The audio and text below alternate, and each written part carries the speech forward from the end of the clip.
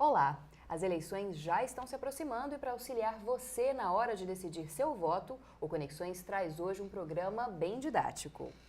Vamos tentar esclarecer algumas dúvidas a respeito do sistema político brasileiro e também sobre a democracia no país. E para isso nós temos dois convidados hoje. O sociólogo Paulo José Pietrafeza. Olá, muito obrigada pela presença. Olá, tudo bem? De nada. Bom, e também contamos com a presença de Itami Campos, que é cientista político. Muito obrigada, Itami. Foi um prazer estar aqui com vocês, uma satisfação grande. Muito bem. Bom, mas antes de começarmos o debate, você confere uma matéria que vai explicar algumas dúvidas que geralmente o eleitor brasileiro sente na hora do voto. No dia 5 de outubro, vamos escolher deputados estaduais e federais, governadores, senadores e também o presidente da República. Apesar disso, os eleitores sabem muito pouco a respeito das atribuições de cada um dos cargos a ser escolhido. O deputado estadual, por exemplo, tem a incumbência de representar o povo na esfera estadual. A principal função dele é legislar, propor, emendar, alterar e revogar leis estaduais, além de fiscalizar as contas do governo estadual e criar comissões parlamentares de inquérito. O deputado estadual desenvolve as funções na Assembleia Legislativa Estadual. Para um candidato ser eleito, é considerada a votação do partido ou coligação de partidos, além da votação recebida por ele. O mandato do deputado estadual é de 4 anos, mas o candidato pode concorrer à reeleição diversas vezes, sem haver uma quantidade limitada de mandatos. Já o deputado federal é o representante do povo no Congresso Nacional. A principal função dele é elaborar leis, fiscalizar os atos do Poder Executivo e autorizar a instauração de processos contra o presidente e o vice-presidente. O mandato dos deputados federais é de 4 anos, não havendo limite para a reeleição. A quantidade de deputados é estabelecida no ano anterior às eleições, pois cada estado tem uma representação proporcional à população. O número mínimo é de 8 e o máximo de 70 deputados por estado, somando ao todo 513 deputados. O governador representa a autoridade máxima do Poder Executivo em um estado. Ele tem função básica de chefiar o Poder Executivo estadual, representar o estado nas relações jurídicas, políticas e administrativas, defendendo os interesses junto à presidência e buscando investimentos e obras federais. O mandato do governador é de 4 anos e é permitida a reeleição pelo mesmo período. Os senadores, por sua vez, representam os estados da federação no Senado Federal, que é a Câmara Alta do Congresso Nacional no Brasil. Eles representam os estados e não a população. A função deles é processar e julgar, presidente da República, vice-presidente e outros cargos, além de escolher ministros do Tribunal de Contas, presidente e diretores do Banco Central, procurador da República e vários outros cargos que a lei determinar.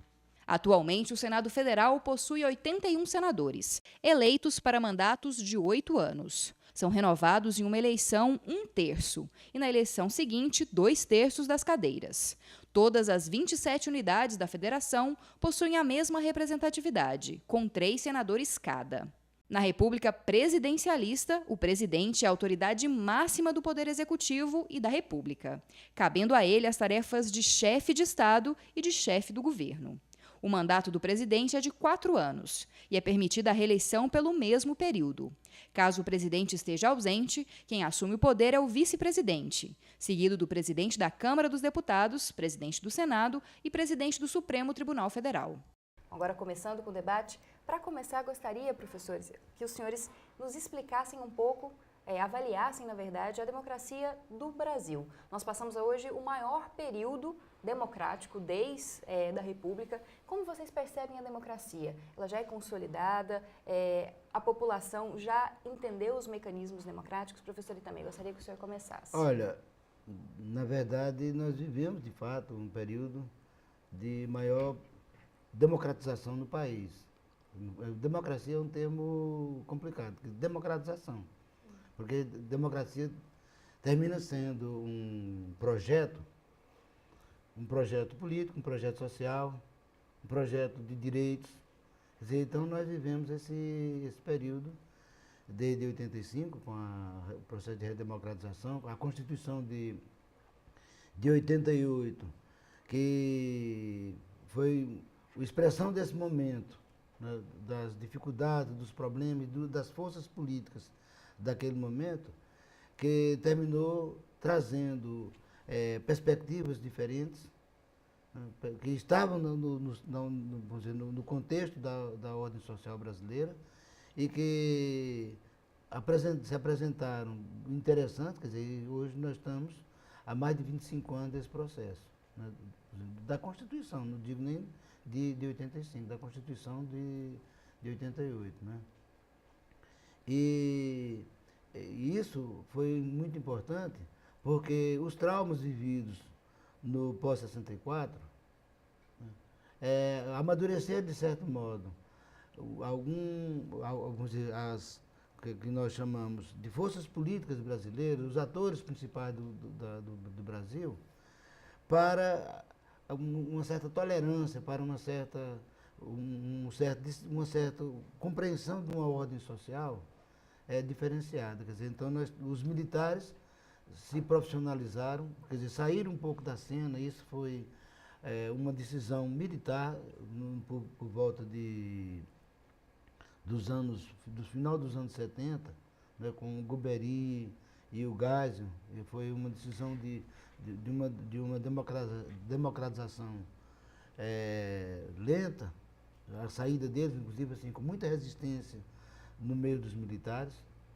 E essa saída dos militares é um negócio novo que tem, porque vamos dizer, desde o Império, principalmente na República, os militares sempre foram incisivos na participação política, na intervenção política brasileira. Então você tem, da Primeira República, 30, 37, 45, 54, 61, 64. Quer dizer, então você tem aí o movimento. Então os militares sempre tiveram uma participação incisiva e de intervenção, vamos dizer, de certo modo, golpista. Né? Bom, o senhor falou assim que a gente está num processo democrático. Sim. O que ainda faltaria para chegarmos mais próximo à democracia efetiva?